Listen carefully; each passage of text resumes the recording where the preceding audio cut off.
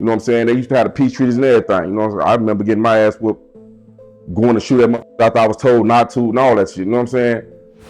Preme, Big Preme, he was killed in Chicago yesterday. You know, a lot of people don't know about certain names in Chicago. They just know about the drill rappers. But it's names in the city that's official that people respect. Preme was one of them. You know, he actually came home and beat like 3 murders. Yeah, triple murders. His name was linked to Savage Life, that's beating people, pulling their pants down, and, you know, putting like shit in their booty and all kind of stuff just to embarrass you in jail. You know, a lot of people say Preme was there from the beginning of that Savage Life. A lot of people respect Preme. He was real close with like 600 Breezy, like his big brother, you know. Hit the like button. Go on this video 1,000 likes, because this show you how quick somebody can kill you out here. You know, this guy Preme is known in the city.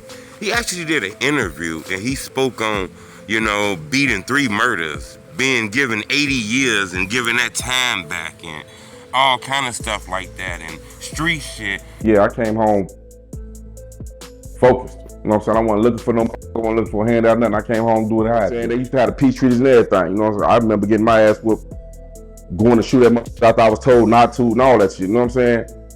And like you say, we all grew up bad blood from generations before me. You know what I'm saying? That's outside my pay grade.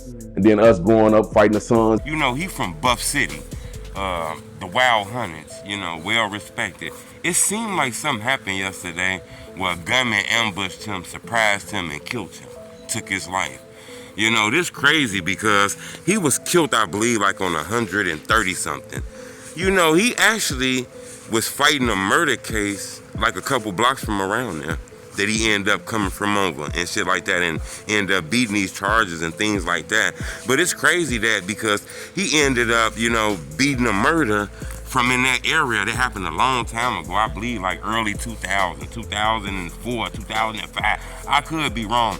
But the crazy part is, more than likely, whoever took his life probably wasn't even born around that time. It was probably a young nigga, a wild person. You know, I don't know if this was get back. I don't know if this was a robbery gone bad or anything.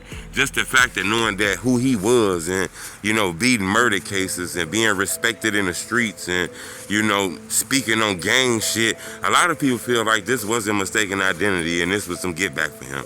Now, I don't know if it was a young person that did it, because a lot of these murders that he got linked to, a lot of that shit happened back in the day. And, you know, if you were YN, you probably weren't even born at that time. So I don't know if this was some get back for some shit that he did or if this was just random. Remember, this Chicago. This is city of the random killings. Motherfuckers be out here thirsty. A motherfucker will rob you and kill you just for weed fare. You don't gotta be standing in front of no bank or nothing like that, you know. So I'm gonna keep y'all updated on this, but a lot of people in the culture has left messages about this guy who lost his life. From 600 Breezy to Trigger, Ewald Samo. A lot of people seem like they had relationships with him. He was known as like an OG. He was like 40-some years old, but he was known in this street shit as a real nigga in this street, you know. A lot of people don't know all the faces in the city of Chicago, but he was one of them, you know, and somebody took him out. It's a lot of people. Chest is heavy and heart is hurt over this death. Seemed like he was real respected in the city. I'm gonna keep y'all updated on this, but remember, in Chicago, if you got a face, it's a motherfucker out here willing to take you out. That's how dangerous this shit done got. They don't give a fuck if you a rapper, beat producer, blogger, cousin, mama of the rapper. If you link to a motherfucker with some beef in this era now, people taking out their frustrations on everybody. So I don't know exactly why this guy died. I don't know if this was get back for some of them murders that he didn't beat back in the day, or if this was just random. But in my opinion, he beat a lot of murders, and sometimes people don't forget that shit, you know? People hold on to that shit and get back ain't got no expiration date on it.